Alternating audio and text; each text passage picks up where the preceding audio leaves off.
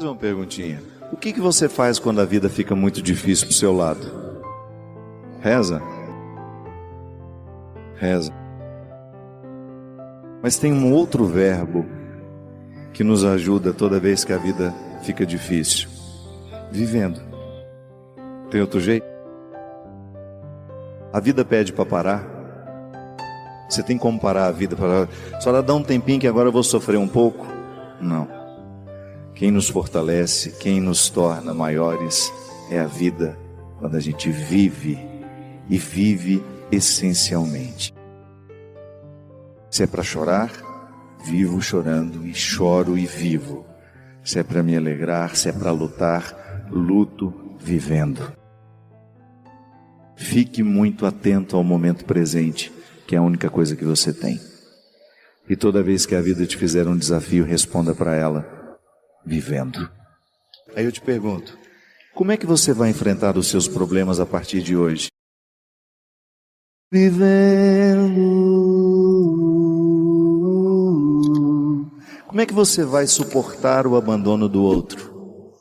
Vivendo. Como é que você vai curar a dor de perder alguém que você ama? Vivendo. Como é que você vai chegar a ser o cristão que você quer ser? Vivendo. Esse é o verbo, minha gente. É o que Deus está pedindo para você diante do seu mar vermelho. Eu não sei qual é ele. Eu não sei qual é a dificuldade que você precisa vencer,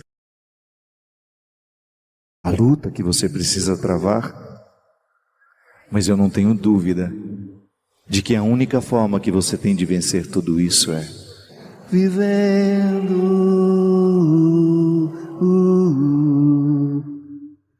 E por mais profundo que seja esse mar, você acredite que quando você colocar os pés nas águas, ele vai se abrir para você passar. Porque Deus não abandona o que luta.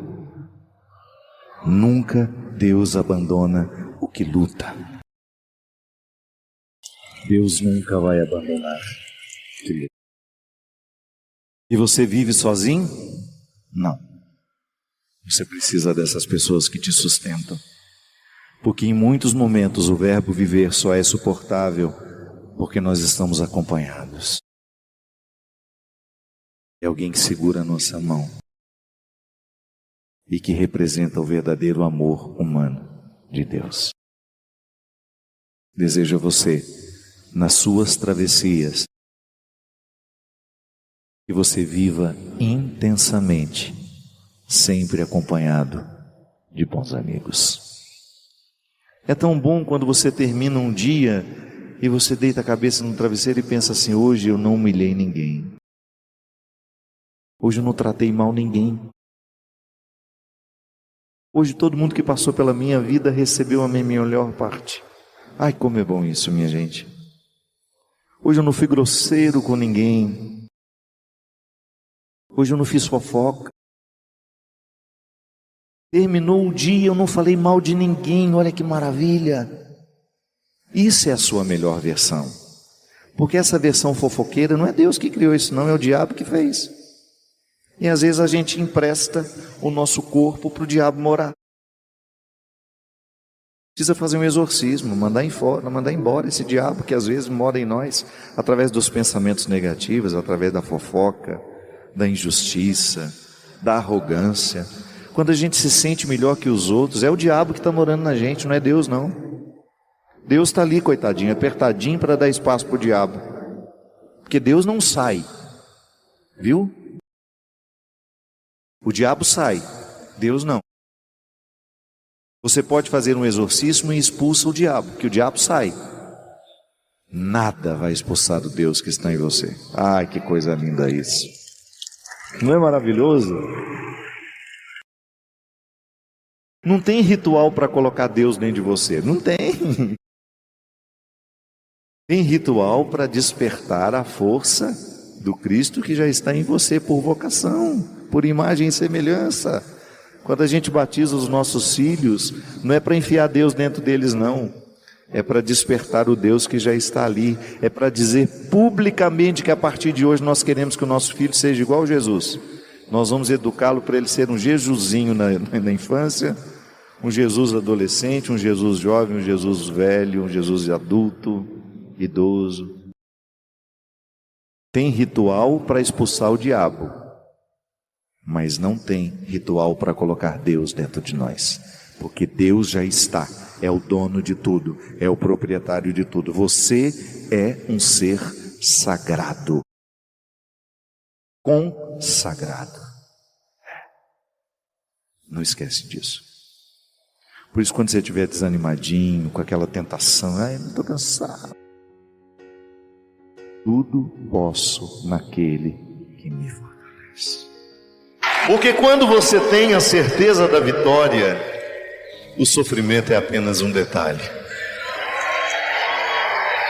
Não é que nós cristãos sejamos masoquistas, não, eu não corro atrás de sofrimento algum, mas quando ele chega eu ponho a mesa, eu recebo bem, porque eu sei que quem me trouxe aqui, minha gente, não foram as minhas alegrias.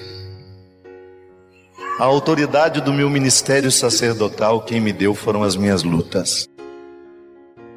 São elas que me trazem aqui. Sem reclamar, sem vitimismo. Não, é com muita alegria que eu confesso. O sorriso que eu tenho hoje, quem desenhou foi as minhas lágrimas. Quantas vezes você ouviu isso? Filho, não chora, só para você ter o direito de chorar. Porque nada desperta mais o nosso choro do que quando alguém amorosamente fala, não chora, e te abraça. É a frase que pede o contrário.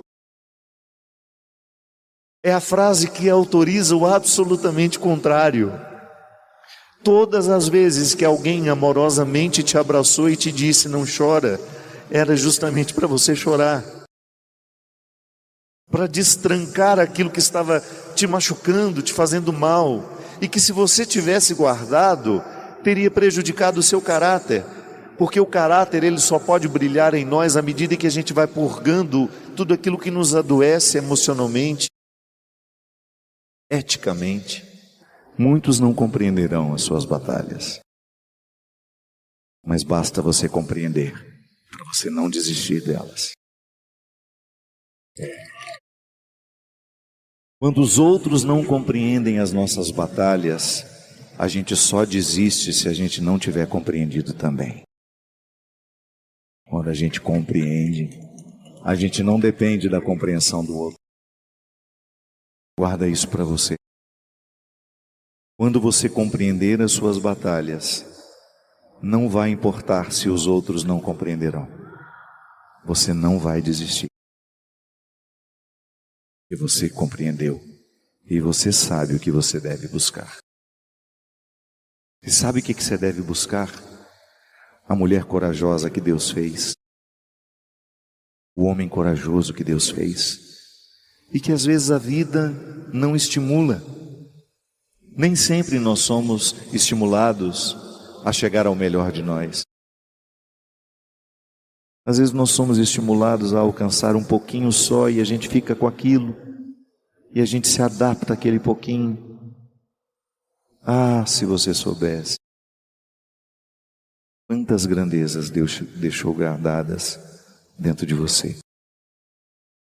Se você soubesse quantos dons estão aí adormecidos só porque você ainda não acordou, que você ainda não despertou para a vida no Espírito, é a manifestação diária de dons.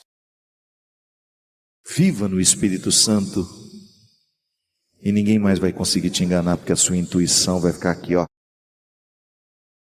E você vai saber exatamente distinguir quem é bom, quem não está sendo, o que vale a pena, o que não vale. E você vai parar com essa necessidade de pedir conselho demais aos outros. Não pode. Eu sei que às vezes nós somos educados para ficar dependente dos outros. Eu sei que muitas pessoas me procuram porque acham que eu tenho resposta mágica para a vida dos outros. Não tenho. Eu não tenho nem para as minhas. A única coisa que eu faço diariamente é me exercitar para prestar atenção em mim, para eu ser o melhor homem que eu puder ser, todos os dias. Costuma dar certo. Tem alguém que você ama aí? Tem alguém que está do outro lado do telefone? Tem. Manda uma mensagenzinha para ela. Manda agora. Mãe, eu te amo. Pai, eu te amo, vó. Manifeste o amor. Não espere terminar a história para saber o valor que tem. É a expressão de mais bonita que nós podemos ter na vida. É um celular tocando, escrito mãe, querendo saber onde você está.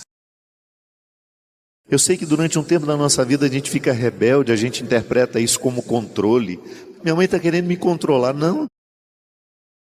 Porque quem ama quer saber onde o outro está, como ele está.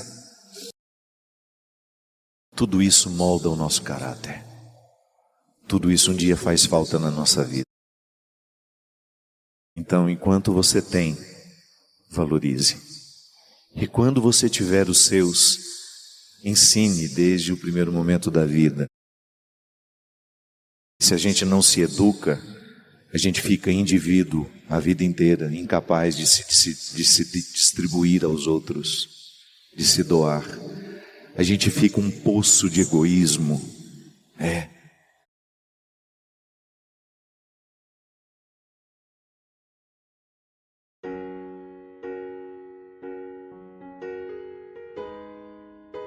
E ainda que a gente fique revoltado, que a gente fique chateado, e é natural que seja assim, porque nós somos precários.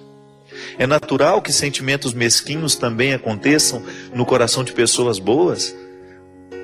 Só não é natural que ele prevaleça. E tudo que nos é dado, um dia também nos é tirado pelo próprio movimento da vida. Não é porque Deus é cruel. Não, é porque é um movimento natural da vida. Porque as pessoas vão embora não é só quando morrem. Tem mãe que tem uma dificuldade muito grande quando o filho vai se casar, por exemplo. Quando um filho resolveu montar o próprio apartamento, ela cai de cama, deprimida, toma 3, 4 antidepressivos, só porque o menino foi embora. Não é assim, você conhece gente assim? Eu conheço assim um monte. Por quê? Estão com medo de viver a adaptação de um novo tempo, de olhar para aquela casa e ver que não tem todos mais aqueles filhos correndo para lá e para cá, mas que você pode descobrir dentro de você situações que você ainda não pôde viver porque a casa estava cheia de gente. Aí você começa a se beneficiar com a casa vazia. Não é tão ruim assim. Ah, padre, você fala isso porque não é com você, eu sei. Mas eu também experimento a minha solidão. Eu sei como é positiva essa solidão quando bem administrada. Às vezes a nossa visão prática é a maneira que nós temos de ser cruéis e justificados pelo bom senso. Não é assim? Não é assim que muitas vezes nós somos cruéis com o outro? Quando amparados no nosso bom senso, nós nos sentimos de ter o direito de ter uma visão prática. Pode observar na sua vida. Você pode até estar muito satisfeito com tudo que você alcançou, mas isso não é o suficiente para lhe manter em pé. Sua alma carece de mais conquistas. E não importa que você esteja com 80 anos, a gente nunca deixa de conquistar. Há sempre alguma coisa que mereça o nosso empenho. Ainda que possa parecer pequeno, é empenho. Vale a pena ir buscar. Ainda que eu já esteja no fim da minha vida, eu nunca quero deixar de buscar. Porque é essa busca que nos mantém vivos. Recruta dentro do seu coração a resposta que não nos vem facilmente. É a resposta que a própria vida vai nos dando. A gente não pode se iludir. Muitas perguntas que a gente faz ao outro, não é o outro que vai nos responder. É o próprio movimento da vida, minha gente. É a vida que nos responde. Quantas coisas eu quis que os outros me dissessem e os outros não eram capazes de me responder naquele momento, e eu fui me adaptando a não ter respostas e fui convivendo com a minha não resposta, e de repente tudo estava respondido dentro de mim sem que alguém abrisse a boca. Por quê? A minha resiliência, a minha capacidade de me adaptar àquela situação foi o instrumental, foi o trem por onde me chegou a resposta. A resposta viaja para chegar até nós. Qual é o trem, qual é o veículo por onde a resposta viaja? O próprio tempo. Espere o tempo de Deus para você, sabe? Espere essa dor se acomodar dentro do seu coração. Nós passamos tanto tempo rezando, às vezes nós passamos tanto tempo fazendo sacrifícios, jejuando, fazendo isso e aquilo, gestos religiosos, vamos à missa, vamos ao culto. Toda essa luta nossa religiosa para poder um dia ter o direito de dizer que nós já temos um coração que sente pelo menos alguma coisa do que Jesus sentiu. Todo o empenho da religião, do processo religioso em nós, é para nos dar condições de dizer isso. Hoje eu consigo sentir, ainda que seja só 10% do que Jesus foi capaz de sentir. Era justamente a capacidade que ele tinha de se identificar com os imperfeitos, de amá-los, de não rejeitá-los, de querê-los por perto, de curá-los, de fazê-los amigos. Porque isso é que conta, minha gente. Não é o tanto de resposta que nós achamos, mas é a condição que a gente tem para prosseguir. A vida é assim. Não é fácil para você, não é fácil para mim, mas nós queremos prosseguir. Eu não quero ficar parado. Eu não quero ficar estacionado no meu processo humano. Eu quero ter condições de dar passos diariamente na direção desse futuro que me espera. Eu quero prosseguir. Eu quero avançar. Eu quero me superar diariamente. Eu quero saber um pouco mais do que já sei. Para isso eu leio, para isso eu estudo, para isso eu não me contento com o último livro lido, eu quero outro. O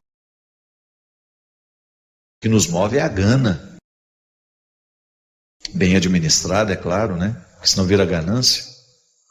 A gana, o desejo, a vontade de ir além. E o que é o desejo? É a satisfação? Não é não. O desejo não é a satisfação, o desejo é a ausência. O que me move não é o que eu tenho, o que me move é o que eu não tenho. E isso é fantástico. O que nos move como pessoas não é o que nós já alcançamos, é o que ainda não temos que nos move. E quando eu falo de oração, minha gente, compreenda da maneira mais ampla, da oração mais tradicional até aquela satisfação que o seu coração sente de repente, de saber que você está conectado a Deus, que Deus faz parte da sua história, que você o reconhece presente no seu caminho, na sua história. Tudo isso é orar. Viver pode ser uma oração. Desde que você amanheça o dia e se disponha a viver bem, a fazer bem às pessoas que você vai encontrar, a não ser um peso para o outro, a ajudar o mundo a ser melhor, tudo isso é rezar. Aí veja bem, a nossa oração também tem duas dimensões. Aquela reverência a Deus, eu reconheço Deus como meu Salvador, meu Senhor, a Ele presto louvor, culto. Mas quando me encontro com as pessoas, eu preciso também recordar que o louvor que agrada a Deus é o amor que eu amo. É o perdão que eu concedo, o abraço que eu dou, não é assim? Não é nenhum problema a gente errar um com o outro. Às vezes a gente erra, mas é tão nobre a gente reconhecer, olha, me desculpa, me perdoa. Isso é orar. Isso é louvar a Deus. Não foi Jesus que disse? Antes de apresentar a oferenda, vai e reconcilia com seu irmão, com seu amigo que você está meio brigado, né? Com aquele que você já não fala há tanto tempo, com aquele que você guardou rancor, ódio, ressentimento. Porque a vida sempre vai nos oferecer esses dois pilares. é a transcendência e a imanência de Deus. Eu posso elevar os braços para o céu, louvar a Deus, mas eu preciso saber que meus pés continuam presos nesse chão. Não é? A cruz tem a dimensão vertical, mas ela também tem a dimensão horizontal. Se você olhar para o lugar em que Jesus foi crucificado, lá você tem fé no homem, fé em Deus. Um traço nos aponta para o céu, onde nós permitimos que o nosso coração vá sempre, que ele transcenda, que ele saia, que ele voe longe, que ele busque a eternidade. Mas, por outro lado, existe um outro traço nos mantendo no horizonte da história. A cruz é essa metáfora. Entre Deus e a humanidade há um ponto de união. E que a fé bem praticada, ela vai nos colocar sempre nessa dinâmica. O amor que eu tenho a Deus se manifesta na minha história. É a grande questão que São Tiago apresenta na carta, né? É fé ou é obras? E que durante muito tempo dividiu protestantes e católicos. Protestantes acreditando que a fé é o suficiente para salvar, e outros dizendo que precisa ter as obras. E aí São Tiago propondo de maneira equilibrada os dois caminhos. A minha fé tem que se manifestar em obras muito concretas, porque senão ela fica morta. Eu admirei muito, por exemplo, nesse tempo de tragédias, admirei muito muitos evangélicos que eu vi pela internet criando campanhas de solidariedade com aqueles que estão sofrendo lá na serra. Porque à medida que o tempo vai passando, a gente corre o risco de esquecer que o sofrimento ainda está lá em Teresópolis, Friburgo, Petrópolis. E eu vi ali os evangélicos, o pessoal do Diante do Trono, Ana Paula Valadão, fazendo a campanha dela. Outros evangélicos, alguns pastores que eu vejo no Twitter. E fiquei pensando, olha que interessante, né? O processo histórico. Eles hoje vivendo o equilíbrio da proposta de Tiago. Fé e obra. Nós acreditamos em Deus. E o Deus que eu acredito me leva a estender a mão. Minha gente, fé, essa dimensão bonita da vida, precisa se desdobrar. Recorde-se da cruz. Quando eu abençoo você aqui, ministerialmente falando, eu estou lhe colocando neste caminho. Esteja em Deus, mas não esqueça de viver a história. Que a sua religião não seja alienante. E que a sua história não lhe faça esquecer a transcendência. Não reduza Deus a uma sociologia. Traga Deus para a sociologia. E descubra que a sociologia que propõe a solidariedade nasceu em Jesus. É isso que nós precisamos. Chega de praticar uma fé que nos desequilibra. Nós precisamos de gente equilibrada. Você sabe que cada vez mais eu me convenço. O grande testemunho que nós podemos dar àqueles que não creem é o nosso equilíbrio. É a gente mostrar com a nossa vida que nós somos homens e mulheres de reflexão, que nós somos homens e mulheres de bom senso e que a religião fez bem ao nosso coração. Somos loucos por Deus, mas aqui a gente está mantendo um equilíbrio de sanidade. Que a nossa experiência de Deus está nos ajudando a viver neste tempo, apontando para a eternidade, mas fazendo com que essa história seja melhor a cada dia. Assim como o deputado federal hoje deu uma lição de cidadania, hoje ou ontem, não sei, um deputado jovem de Brasília, que eu não me recordo o nome dele, ele renunciando a vários direitos para economizar os cofres públicos. É assim. Quando eu, na minha atitude, na minha postura, posso fazer o mundo ser melhor. O Deus que move o meu coração, o Deus que gera a minha fé, que Ele me entrega o tempo todo como um dom, Ele me leva a ter atitudes, gestos que possam mostrar ao outro que eu acredito. Isso convence. A atitude, ela convence. Quando as pessoas olharem para nós e descobrirem que nós estamos comprometidos com a verdade, com a justiça, com o amor, com a misericórdia, porque nós acreditamos em Jesus.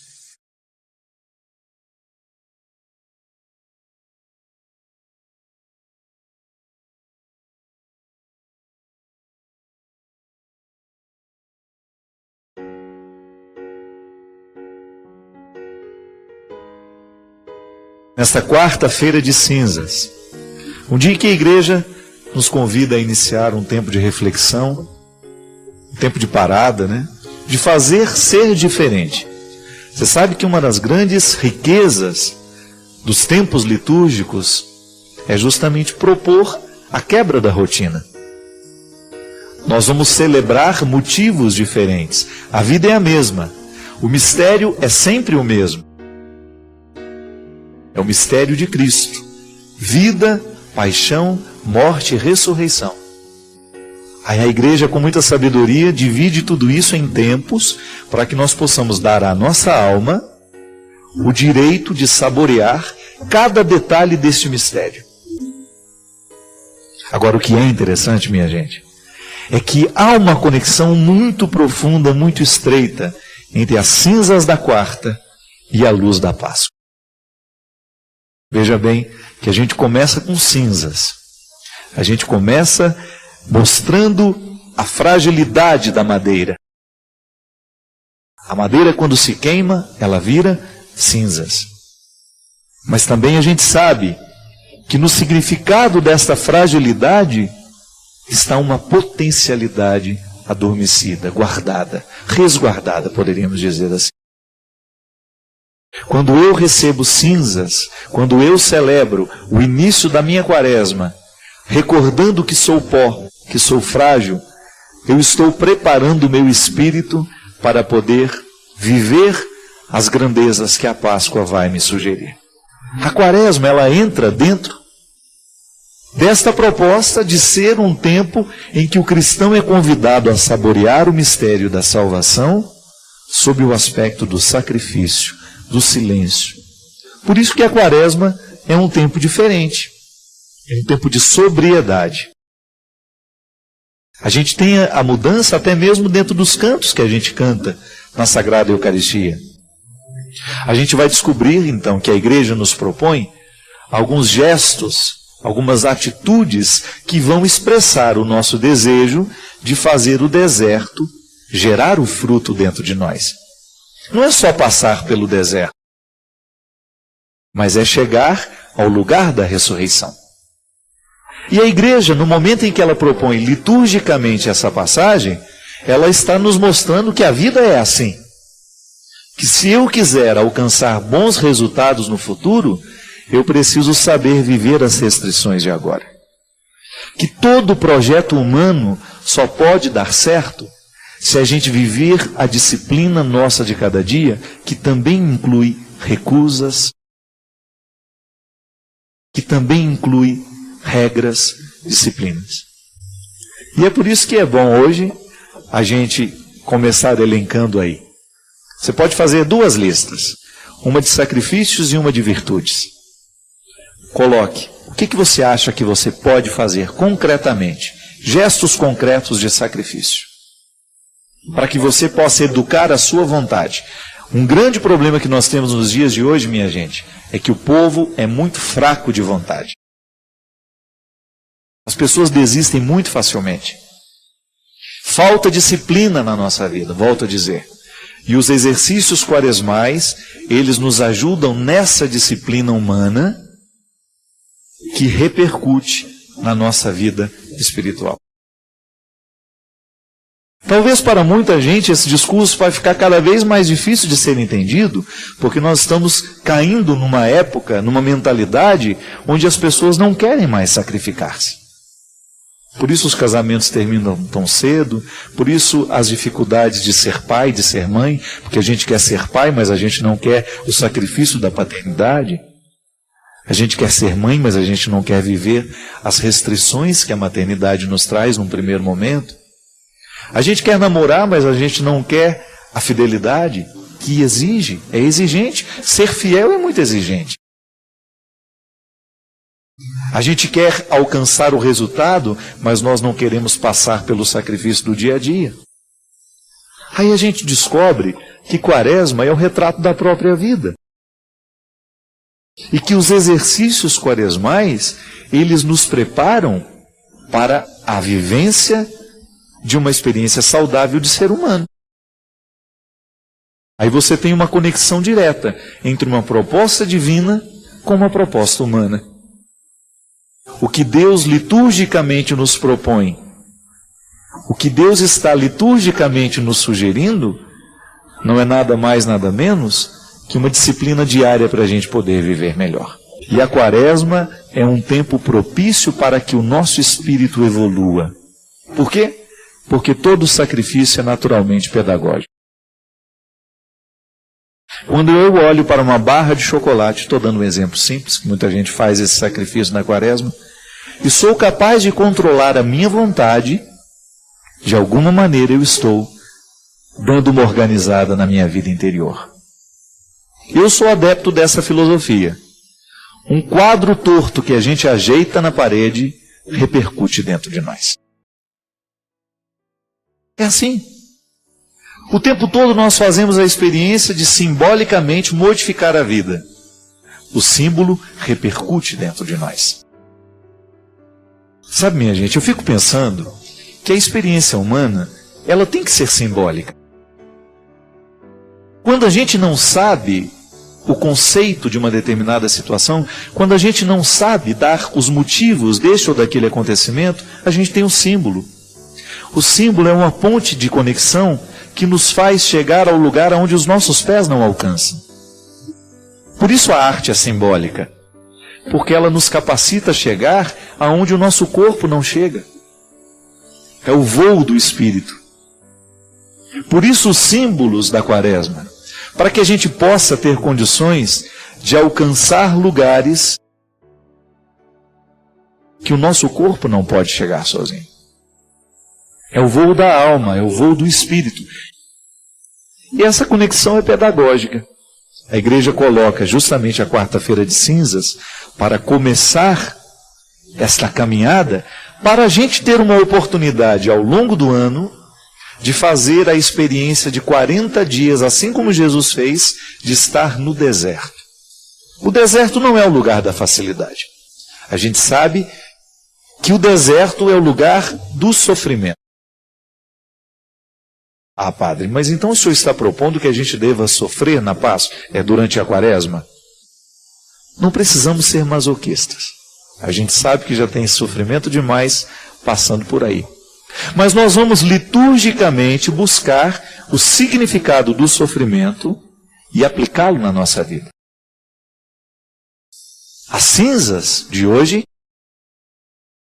quando bem vividas, quando bem experimentadas, ela nos coloca nessa humildade que é tão benéfica à vida humana, de saber que nós não somos muita coisa, mas que auxiliados pela graça divina, nós podemos alcançar grandiosos resultados.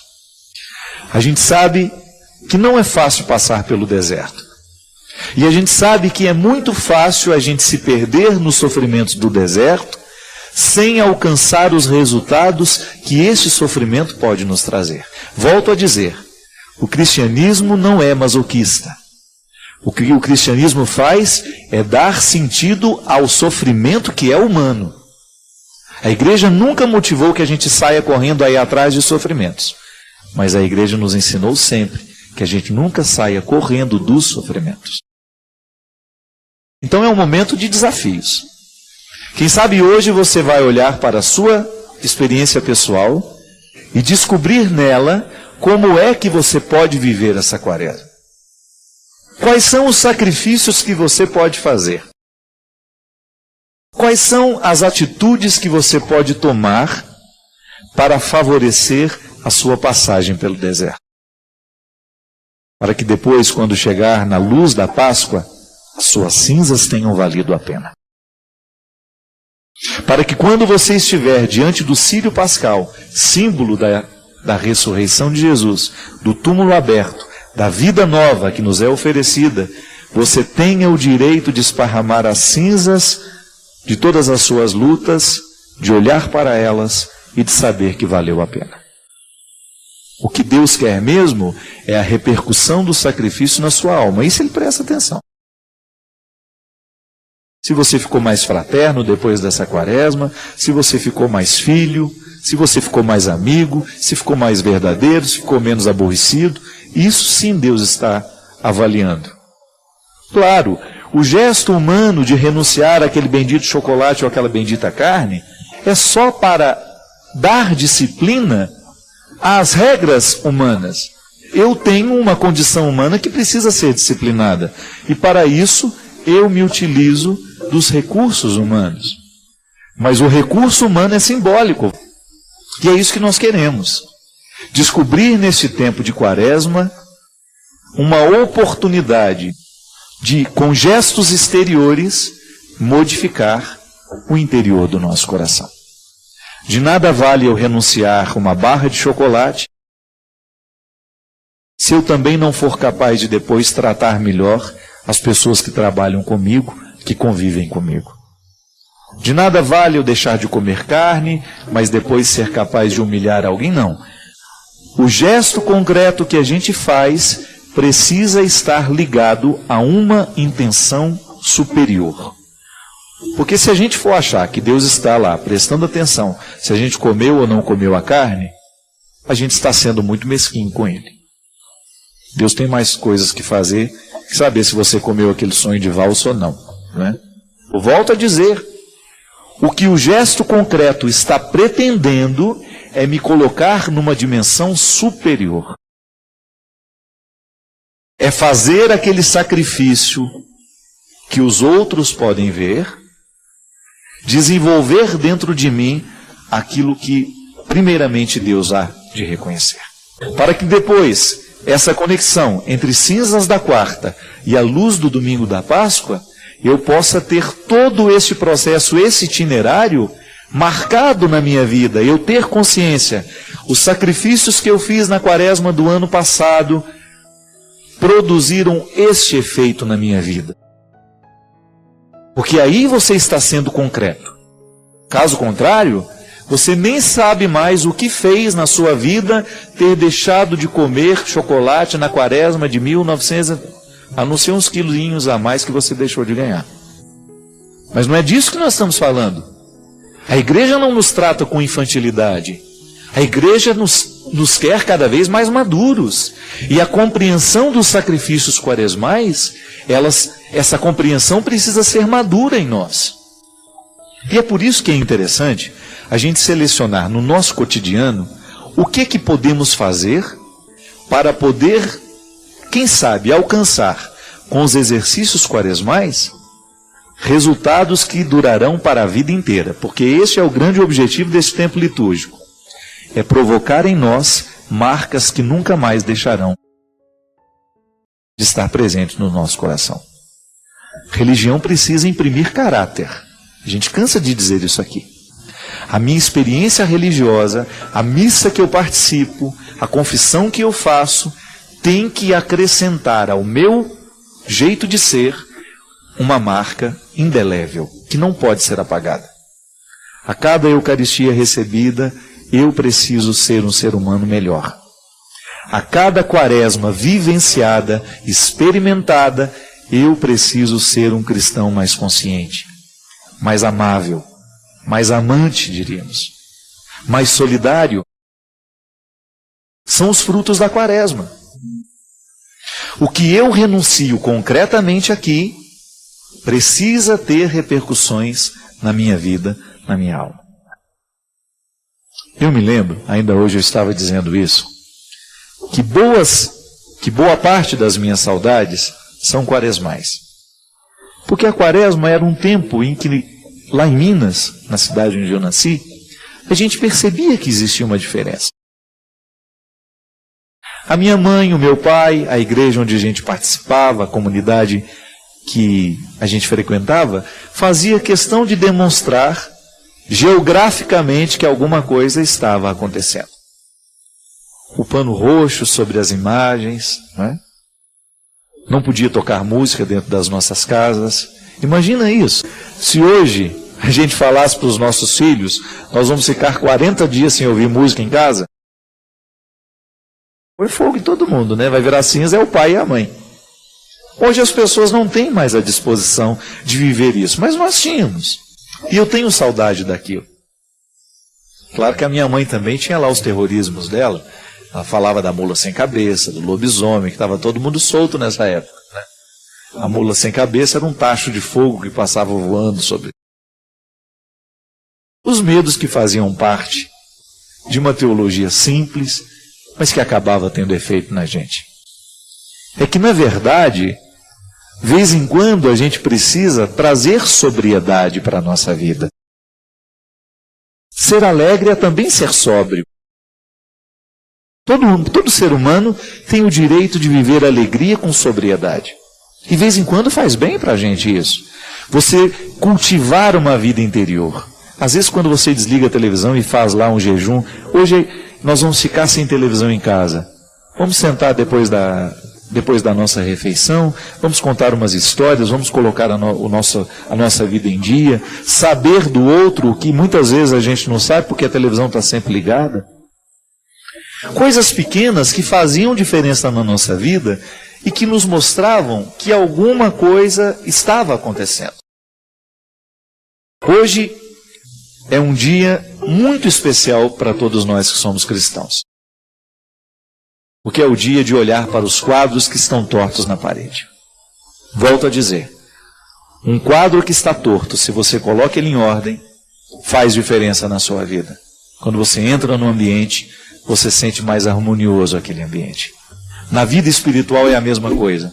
Precisamos descobrir onde é que estão os quadros tortos e a gente fazer o nosso gesto de ajeitar para que isso possa provocar uma harmonia dentro de nós. Obrigado pela sua companhia.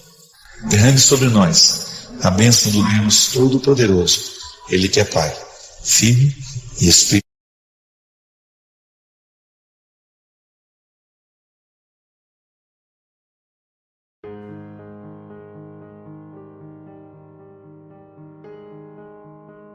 Padre, eu tive muitas perdas na minha vida. Perdas muito importantes que ainda hoje me fazem sofrer. E eu gostaria de aprender a lidar com elas. Quero aprender a lidar com o sofrimento que todas essas perdas já me causaram. Como faço? Diana, não existe uma receita mágica, né? Para nada nessa vida. O fato é que o tempo todo nós perdemos. E a sabedoria, a vida, ela pode ser melhor, mais saudável, à medida em que nós aprendemos a perder. É interessante, né? Porque todo mundo nos ensina que a gente tem que ganhar, né? Eu tenho que ser o melhor nisso, tenho que ser o melhor naquilo. Mas ninguém nos ensina a se desprender daquilo que a vida já nos deu. É uma coisa estranha, né? Parece que a gente quer que tudo seja eterno. Eu me lembro que eu li um livro que me modificou muito, chama Perdas Necessárias. Até fiz uma música depois com esse título. E a autora, ela falava justamente disso, que a primeira parte do livro fala do inevitável processo de você deixar de ser quem você é. A criança cresce, ela deixa de ser a criança que era para tornar-se um adolescente. Existe uma perda nisso, porque ela perde a atenção dos pais, não que ela vai deixar de ser amada, mas ela perde aquela atenção, né, que era extremamente volumosa. Era uma atenção cheia de volume, porque aquela criança precisava de toda aquela atenção. À medida que a gente vai crescendo, a gente vai ganhando autonomia e naturalmente a gente vai perdendo aquela atenção e vai ganhando outras formas de atenção. Mas a criança precisa organizar isso dentro dela. Depois da adolescência para a vida jovem também temos perdas. E depois da vida jovem para a vida adulta, mais perdas. Da vida adulta para a velhice, mais perdas. Então a gente vive perdendo. Só que no avesso dessas perdas existem ganhos. Mas que só podem ser vistos e identificados se a gente tiver sabido perder. Se eu soube perder, é natural que eu vou ter condições de encontrar os ganhos que nasceram daquilo que eu perdi. Então eu não sou mais a criança que eu era, eu não tenho mais a atenção que eu tinha, mas hoje eu ganhei autonomia. E é bom a gente ter autonomia. É bom a gente ter condições de cuidar da gente mesmo. E depois, no final da vida, você volta às necessidades da criança. Estranho isso, né? Você vai ter necessidades muito parecidas com as de uma criança. Ou até mesmo no momento, por exemplo, você vai ter uma invalidez temporária. Você fez uma cirurgia, você perdeu a destreza, você perdeu a possibilidade de cuidar de você mesmo, e você terá de ser cuidado por uma outra pessoa. Não é brincadeira, não. Não é fácil a gente deixar-se cuidar pelo outro. Por quê? Porque a gente não sabe perder. A gente não sabe administrar bem toda vez que nós nos sentimos, né, como nos sentimos antes. A gente tem dificuldade com as mudanças. E quando não sabemos acompanhar o processo das perdas, nós perdemos duas vezes. Porque viver é perder, minha gente. No avesso da perda tem um ganho? Tem. Mas eu preciso administrar bem aquilo que eu estou vivendo para que o que eu estou perdendo não venha me retirar a possibilidade de administrar os meus ganhos. Eu tenho acompanhado, né?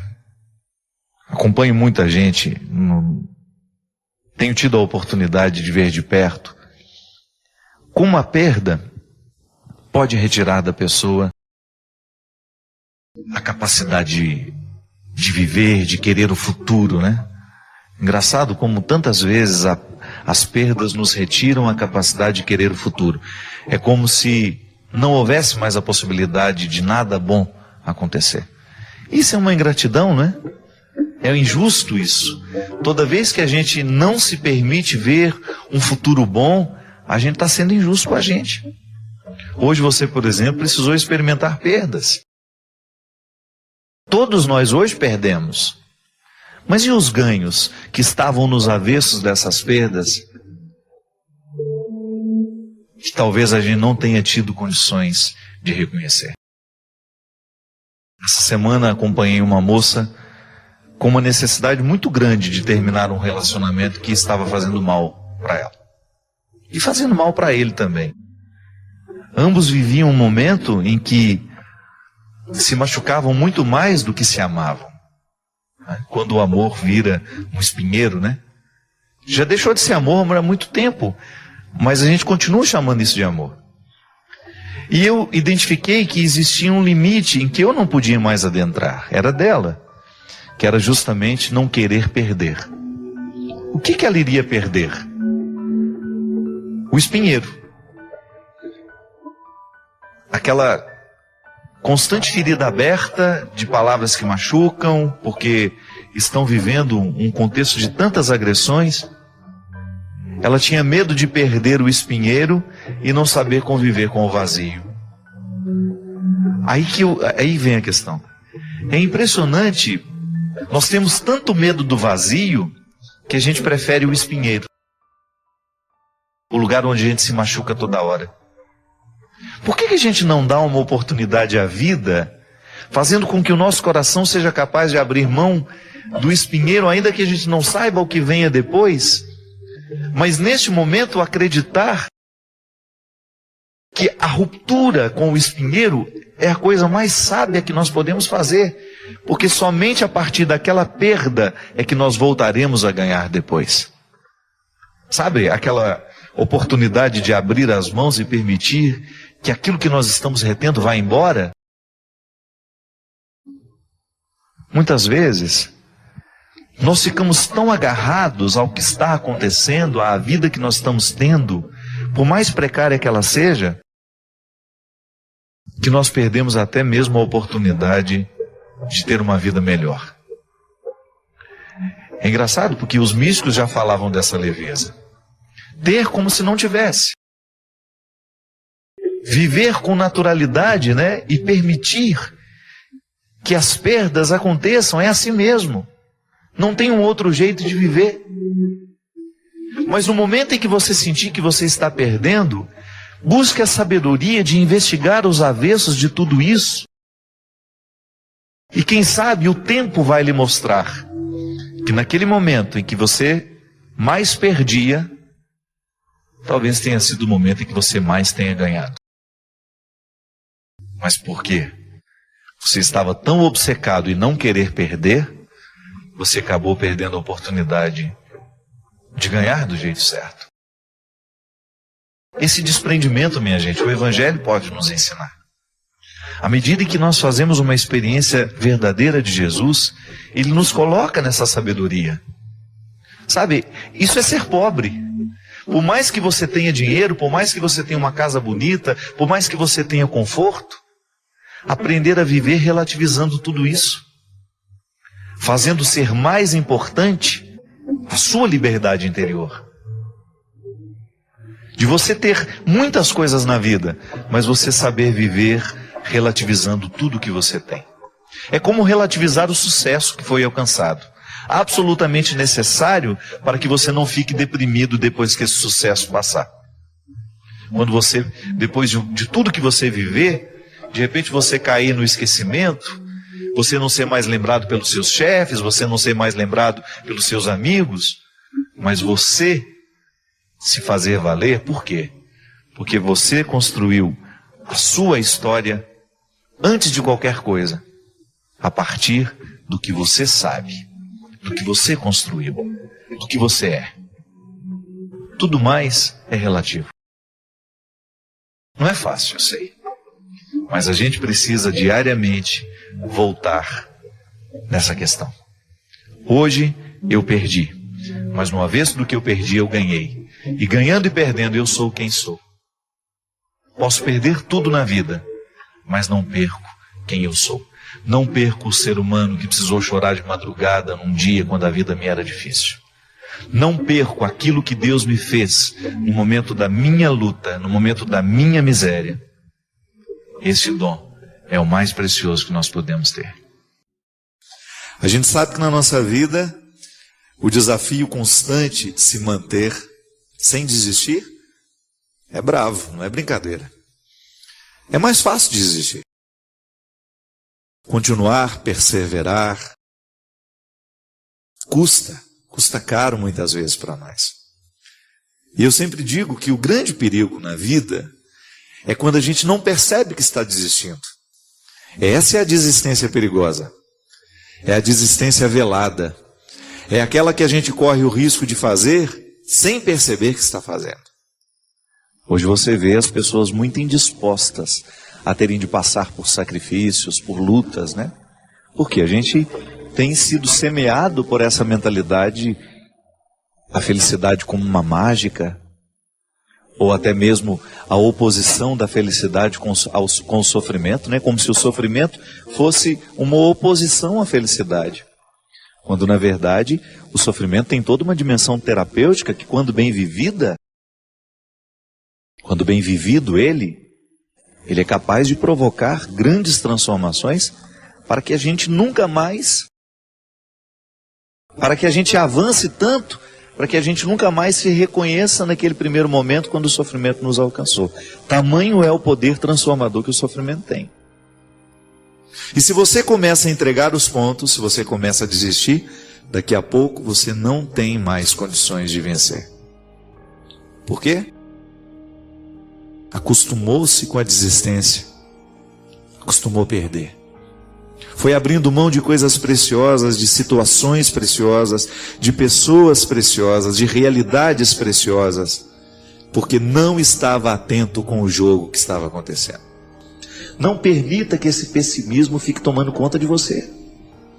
Assim como o atleta precisa descobrir os recursos para ele chegar no pódio, na nossa vida é do mesmo jeito. Qual que é o pódio a que nós precisamos chegar? É a realização humana. Sabe, de você jogar fora todos os pensamentos que não valem a pena, né? Tudo aquilo que ao longo do dia foi desagradável. Para isso a gente reza, para isso a gente tem de meditar, para isso a gente faz silêncio. E essa é a presença de Deus na nossa vida, para fazer com que cada vez mais nós estejamos puros. Eu gosto dessa expressão do Salmo: fazei o meu coração ser puro, dai-me um coração puro. O que é ter um coração puro? É ter uma cabeça que está repleta de coisas puras, boas. Não vou deitar levando as minhas mágoas, os meus ressentimentos. Meu Deus do céu, como a gente se agride nesses momentos, não é? Como a gente perde uma boa noite de sono porque a gente levou os lixos que julgaram sobre nós, as fofocas que fizeram sobre nós, os comentários maldosos que fizeram sobre nós, ou até mesmo ocupamos o momento do descanso da noite para ficar alimentando essa bobageira toda. Não. E às vezes a gente vai fazendo escolhas, a gente vai julgando de um jeito que a gente não percebe que está perdendo. Aí de repente quando você nota, o déficit já é muito grande, o prejuízo já é muito grande. Aí você olha para trás e diz aquela velha frase: meu Deus do céu, o que eu fiz da minha vida?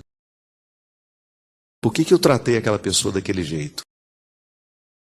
Por que eu não fui mais próximo? Por que eu não trabalhei menos? Ou por que eu não trabalhei mais? Por que eu não me dediquei mais a mim?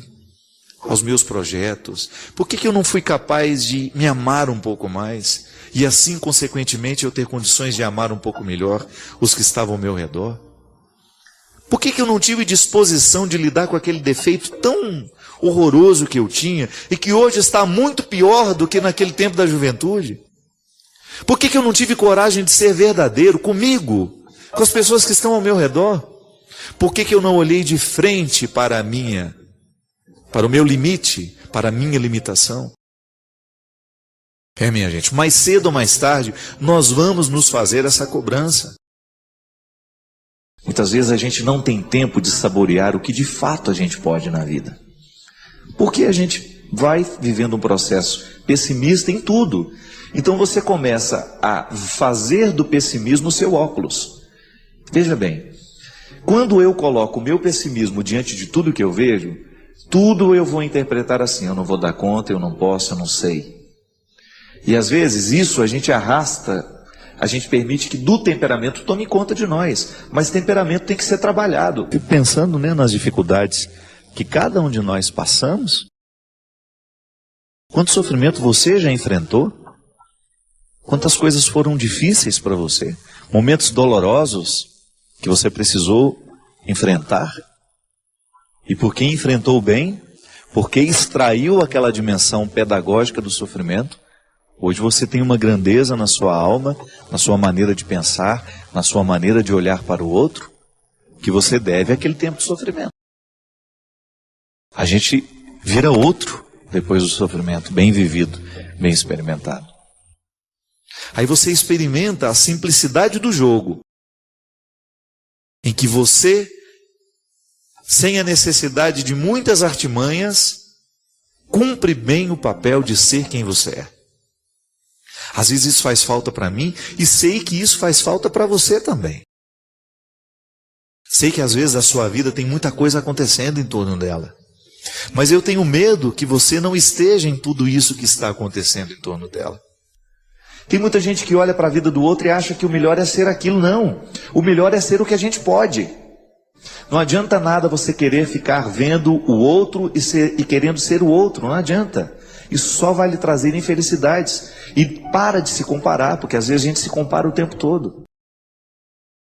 Sabe, minha gente, eu tenho pedido muito a Deus de me dar a sensibilidade de perceber a vida que eu estou vivendo. Eu não quero viver sem perceber a vida. Eu não quero correr o risco de que a pressa dos meus dias venha me retirar a capacidade de saborear cada momento que eu posso viver. Quantas vezes nós nos sabotamos com sentimentos ruins, mesquinhos, ciúme. Eu tenho ciúme de tal pessoa. E aí eu começo a alimentar aquela coisa ruim dentro de mim, doentia. E porque é doentio, me adoece. Aí a gente fica amargurado. Por quê? Porque você não alcançou o seu objetivo. E o ciúme mostra para você que você não alcançou aquele objetivo. De ser dono do outro ou de querer o outro para você. Inveja. Quantas vezes nós deixamos de vencer porque nós paramos na inveja que a gente tem do outro? De nada vale eu proclamar que Jesus é vitorioso, que Jesus está ressuscitado, se eu não buscar a minha parcela de ressurreição a cada dia, a cada instante. Essa é a dimensão positiva do sofrimento dentro do cristianismo. O sofrimento é um processo reparador, ele nos transforma. A Sagrada Escritura fala muito disso, salmos, né? Tantos salmos nos ensinam a sofrer, né? Tantos salmos são um alento para nós no momento em que a vida está sendo difícil.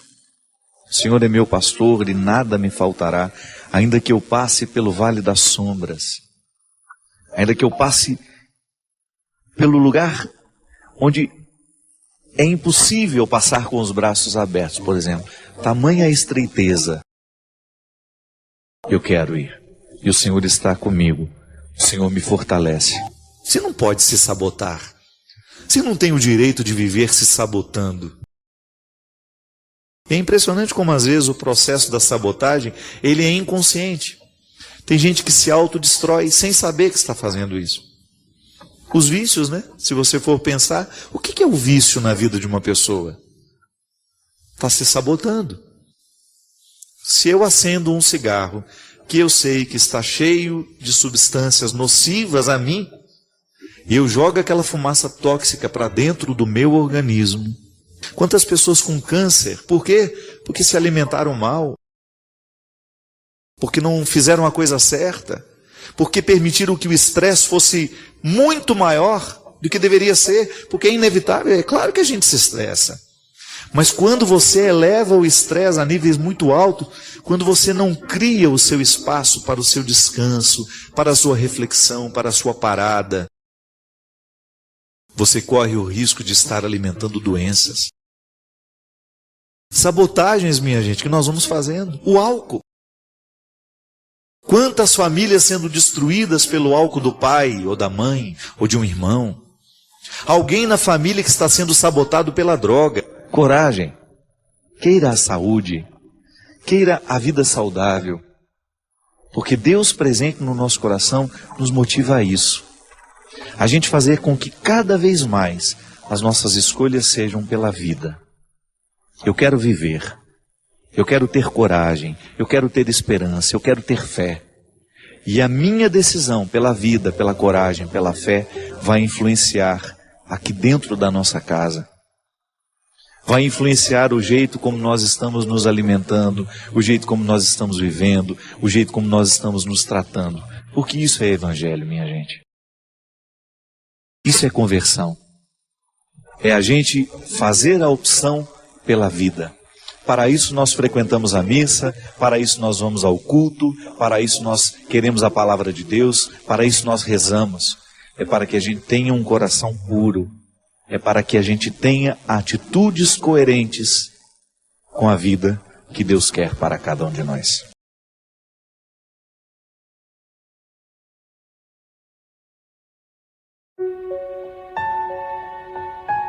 Deixe seu like, inscreva-se e compartilhe para fortalecer o canal. Inscreva seus pedidos de orações nos comentários.